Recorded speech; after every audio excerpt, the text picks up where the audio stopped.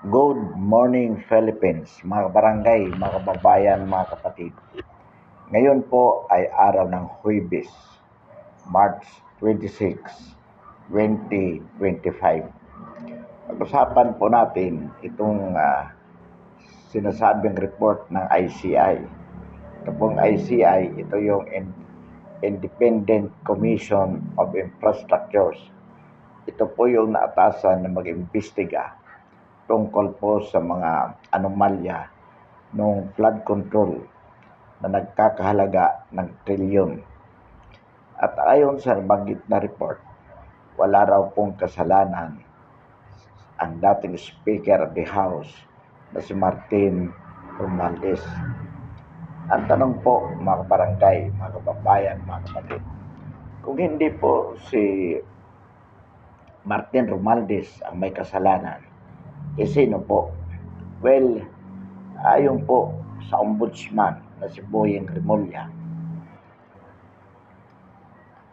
sapagkat di umano 200 boxes of evidences ang itinon over ng ICI sa ombudsman for proper action. So ayon po kay Boyeng Rimulya, ang may kasalanan daw po ay si Alan Velasco, yung dating Speaker of the House noong panahon ni PRRD bilang Pangulo ng Pilipinas. Sapagkat ayon kay Boyeng Rimulya, ito pong mga mali-malitang pera na sinasabing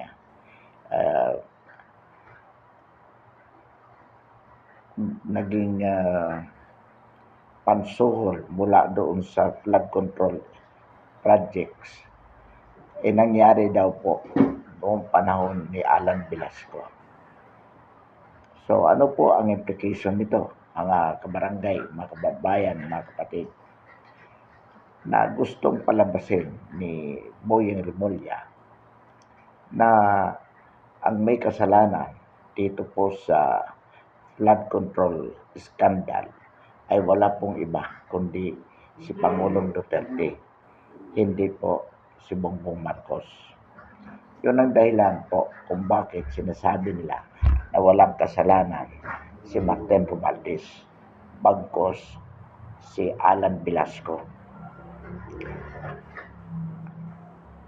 Mga kabarangay, mga kababayan, mga kapatid, sakdola na po ang panggagago ng administrasyong ito ng mga nagpapangulo. Pero yun po ninyo, sasabihin na itong mga mali-malitang pera na pansuhod mula doon sa flood control scandal ay panahon pa ni Alan Velasco o nung panahon ni Duterte. Alam po naman natin na nangyari itong pagnanakaw sa kabanang bayan mula po noong 2022 hanggang sa ngayong 2023, 2024, 2025 at 2026 national budget. Ibig po sabihin, mula nang naging Pangulo si President Bongbong Marcos. Ngunit ang gusto pong palabasin, harap-harapan, hayag-hayagan na sinasabi ni Boyeng Rimulya na nangganap ito noong panahon ni Alan Velasco. Kailan po naging Speaker of the House si Alan Velasco? Mula po noong 2016 hanggang 2018 marahil, sapagkat pinalitan siya ni Alan Cayetano dahil nagkaroon sila ng term sharing as Speaker of the House noong panahon ni Pangulong Duterte. Mga kabarangay, mga kababayan, mga kapatid, alam po naman natin na itong ginagawa, kahit itong si Lacson, si Soto, si Lacson in his capacity as chairman ng Senate Law Ribbon Committee at si Soto bilang Senate President, ay nagkaroon din ng mga pagtatangka na mapagtakpan itong investigasyon tungkol sa flood control scandal na yan. Bakit? Sapagkat pilit po nilang inililihis ang isyu upang sa gayon hindi po matuntun si BBM Marcos o si Bongbong Marcos being the source of the anomaly. Kaya po, kahit yung dating Marine na si Orly Gutisa at ganoon din yung 18 ex-Marines na nag-expose na sila mismo ang nagdala ng mali-malitang pera sa bahay ni Martin Romualdez, sa bahay ni Saldico at mismo ng Pangulo sa bahay niya sa Ilocos Norte at maging sa Malacanang, pilit pong tinatanggalan ng credibility o sinisira ang credibility ng mga whistleblowers na to. Katunayan po, hanggang ngayon itong 18 Marines, ex-Marines na nag-expose at testify na sila mismo ang nagdala ng mali-malitang pera ay hanggang ngayon iniimbestigahan ng NBI. Pilit na sinisira ang kanilang kredibilidad nang sa ganon hindi maging kapanipaniwala ang kanilang mga testimonya na mismo ang nasa likod ng anomalya sa flood control scandal na yan ay walang iba kundi mismo ang mga na Pangulo sa katauhan ni PBM. Katunayan, sabi pa nga mismo ni Saldico na siyang chairman of the Appropriation Committee during the time of Martin Romualdez, mismo ang Pangulo ang nag-utos sa kanya sa mga insertion na yan. At ang insertion ni Sandro Marcos ay 59 billion at halos lahat ng mga congressmen yan ay tumanggap ng milyon-milyon na pera bilang pansugod. At iyan po ang dahilan mga kabarangay, mga kababayan, mga kapatid, na noong 2025 ay halos lahat ng mga congressmen ay bumoto sa impeachment ni BP Sara. Kaya buti na lamang na deklara ang nabanggit na impeachment na unconstitutional ng Supreme Court. At ngayon, mayroon na namang nakasalang na impeachment sa lower house. At ayon mismo kay Amy Marcos, 1 trilyon ang budget ng administrasyon ni BBM para dito sa impeachment ni BP Sara. Ang balinto na mga kabarangay, mga kababayan, mga kapatid, at nakakasukang mangyayari ay pilit na ginajustify ng kasalukuyang administrasyon sa pamamagitan ng kasinungalingan na ang may kasalanan dito sa mali-malitang pera na pinambayad dyan sa mga congressmen dulot ng flood control scandals ay si Pangulong Duterte. Yan po ang nakakasuka sapagkat kitang-kita po naman natin na hindi ito totoo. So ibig po sabihin na itong administrasyon ni BBM ay walang ginawa kundi hanggang ngayon ay magbodol pa rin sa mga Pilipino sa pamamagitan ng pagsisinungaling na kung saan sinasabi nito na si PRRD ang may kasalanan dito sa flood control projects. Kaya nga kung maalala natin mga barangay, mga kababayan, mga kapatid, sumama pa si Mayor Magalong para mag-imbestiga sa Davao tungkol sa mga ghost projects ng mga flood controls na yan. Samantalang ang binabaha ay dito sa Central Luzon At dito po sa Mindoro, sa Bulacan, nandyan po katakot na baha. Pero saan nagpunta sila Mayor Magalong, yung ICI na yan, doon po sa Davao upang di umano maghanap doon ng mga ghost projects tungkol sa mga flood controls. At samantalang sabi nga ni Manong Chavit Singson, ang ICI hindi nagpunta sa Ilocos Norte, mismo sa bayan o sa probinsya ng Pangulo, na kung saan napakarami din doon ang mga ghost projects ni Santo Marcos at ng mga kamag-anak mismo ng Pangulo. So ganyan po kumbaga, kasinungaling ang administrasyon ni Bongbong Marcos. Wala pong ginawa kung hindi lukuhin ang sambayan ng Pilipino. Halimbawa po, sinasabi niya sa ngayon, tayo ay humaharap sa krisis ng pagtaas ng presyo ng langis at maaaring kawalan ng supply ng langis. Sinasabi pa rin ng bangag na Pangulo na normal ang lahat. Ang pagkain, ang langis ay normal pa rin ang supply at hindi di umano ito tumataas ang presyo. Kontrolado, kumbaga. Gayong ang nararanasan ng sambayan ng Pilipino ay alam natin na hindi mapipigilan o tumataas na ang mga bilihin, lalo na ang bigas at mismo itong langis na ating kinakalap dulot ng gera sa Middle East.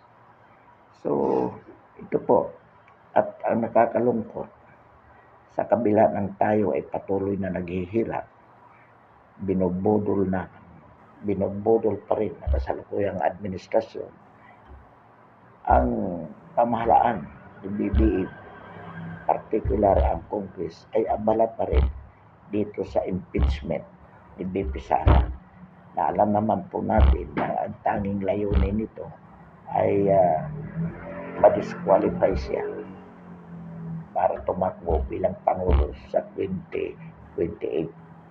Kaya mga barangay, mga kapatid, nakakalungkot po. Inuulit po natin ang tanging paraan para ito ay mapigilan ay ang matanggal bilang Pangulo si BBM. Yan lamang po ang dahilan. Sapagkat hanggang nasa Malacanang si BBM, mga kabarangay, mga kababayan, mga kapatid, patuloy po tayong masasadlak sa kahirapan.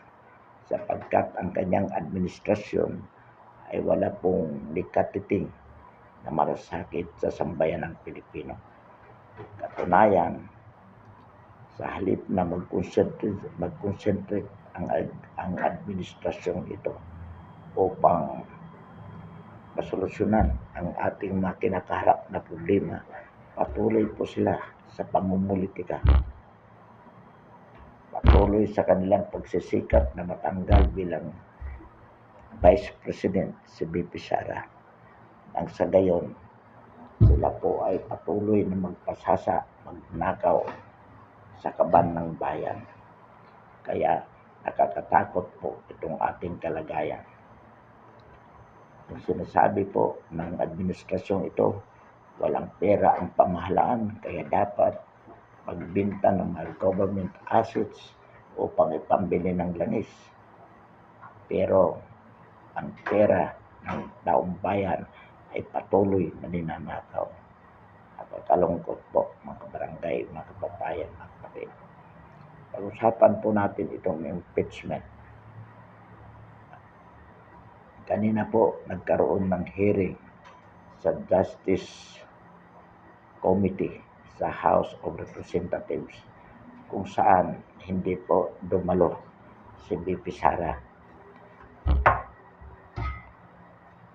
Marami pong nagalit ng mga congressman sapagkat ang sinasabi nila ito daw ay pang-insulto ni VP Sara sa institusyon ng House of Representatives. Ang tanong po, tama po ba na hindi siya dumalo ang ating ikalawang Pangulo? Well, sa tingin po natin, tama lamang sapagkat sa katotohanan po, kahit dumalo pa ang pangalawang Pangulo sa hearing, siya po ay hihiyain lamang at hindi na po magbabago ang decision ng Justice Committee sapagkat katunayan bago pa magkaroon ng hearing, nagkaroon na sila ng botohan. At ang alam natin po ay 54-1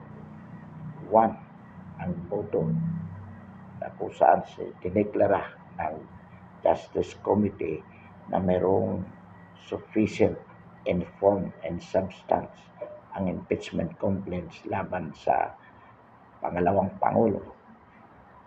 So, ibig po sabihin, para saan pa na dumalo ang Pangulo kung mayroon ng prejudgment ang nabanggit na komite na mayroong sufficient na ang nabanggit na impeachment complaints ay sufficient in form in substance, useless na lamang po. So, kung sila po ay dumalo, magkakaroon lamang ng pagkakataon ang Justice Committee na makuha ang mga ebidensya ni VP Sara. Take note na itong mga membro ng Justice Committee, sila po ang mga prosecutors. Sila yung magpo-prosecute pagdating ng impeachment trial. So, ibig po sabihin, kung maglalatag sa ngayon ng ebidensya ang kampo ni VP Sara, that in effect would be providing them the evidences of the Vice President. In effect, ito pong hearing na ginagawa ng Justice Committee na kung saan nire-require nila na sumagot ang pangalawang Pangulo at ilatag ang kanyang mga ebidensya. In effect, that would be providing them the necessary evidences that would finally convict the Vice President. Yan po ang tinatawag na fishing expedition on the part of the Justice Committee. Ang purpose lang ng kanilang hearing ay padaluhin ang pangalawang Pangulo at i-extract ang lahat ng mga ebidensya na mayroon para dito sa impeachment.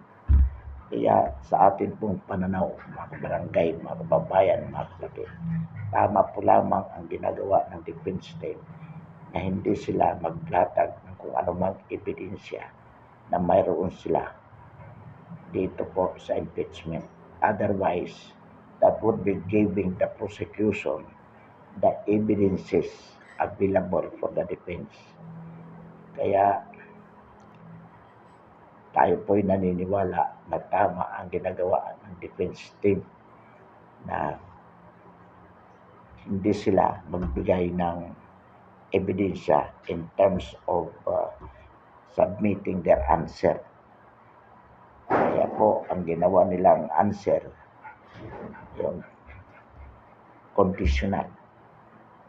Ngayon, ang tanong po dito, mga kabarangay, mga kababayan, mga kapatid, pwede kayang i-cite ng Justice Committee, i-cite for contempt si VP Sara at i-detain nila, katulad ng ginawa nila kay Grifaldo ngayon nung sa Quadcom Committee. Sa Quadcom. Halimbawa po, katulad ng sinumpinan si VP Sara at hindi sa dumating. Ang tanong po, can she be cited for contempt to the effect that she would be detained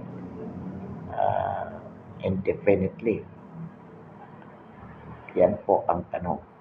Pero sa atin pong paniniwala, mga kabarangay, mga kababayan, mga kapatid,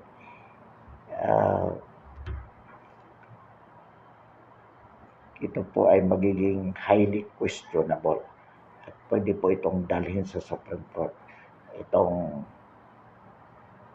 issue na ito na kung sakaling excite nila for contempt ang pangalawang Pangulo for not attending the hearing and consequently to be detained. Imagine po kung ikukulong nila sa House of Representatives ang si BP Sara, katulad ng ginawa nila doon sa staff ni BP Sara, yung attorney. Nakalimutan natin yung pangalan ng attorney. Ito yung chief of staff ni attorney ani BP Sara na ipinakulong nila.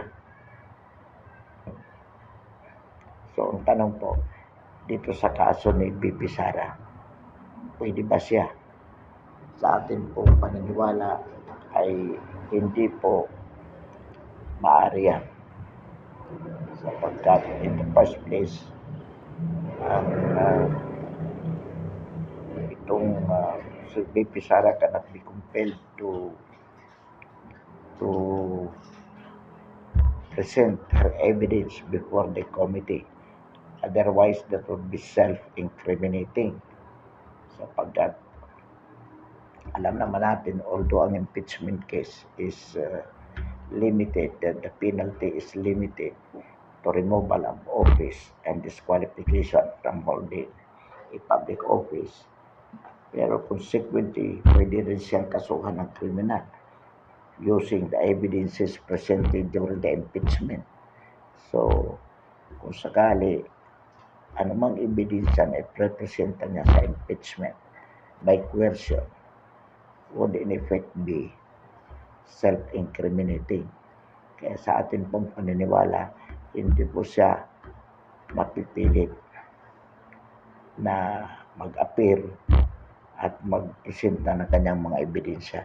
Anyway, kung talagang naniniwala sila na malakas ang kaso nila, so pwede nilang i-file ang kaso, ang impeachment case before the Senate, considering the non-appearance and non-presentation of evidence on the part of the Vice President as waiver of her rights to be present during the hearing and waiver her rights to present evidence during the preliminary investigation. Sapagkat ito pong hearing sa Justice Committee is equivalent to preliminary investigation, the purpose of which is to find probable cause for the alleged impeachable offenses. Kaya mga barangay, mga kababayan, mga kapatid, inuulit po natin na ito pong administrasyon ni BBM sa kabila po ng kinakaharap nating crisis dulot ng gera sa Middle East, patuloy po ang pamumulitika nito sa pamamagitan ng pagpapabagsak sa mga Duterte, particular kay BP Sara at kay PRRD. So, kaya po natin ito binabanggit sapagkat gusto natin o nais natin na hindi maligaw sa isyu ang sambayan ng Pilipino. Sapagkat alam naman natin na itong administrasyon ni Bongbong Marcos ay walang ginawa kundi lukuhin ang sambayanan. At ito ay gumagastos ng katakot-takot sa pagbabayad ng mga bayarang vloggers na patuloy na pupunla ng mga kasinungalingan upang lasunin ang sambayanan Pilipino at papaniwalain na ang ginagawa ng kasalukuyang pamahalaan ni Bongbong Marcos ay para sa kabutihan ng mamamayan. Ngunit sa katotohanan, hindi po, sapagkat wala silang ginawa kundi magnakaw sa kaban ng bayan.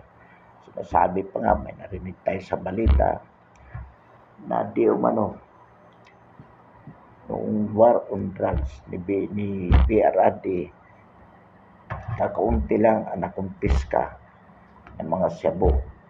Ngunit napakaraming namatay ng mga pinatay sa war on drugs na hindi naman mga addict, hindi naman mga poser.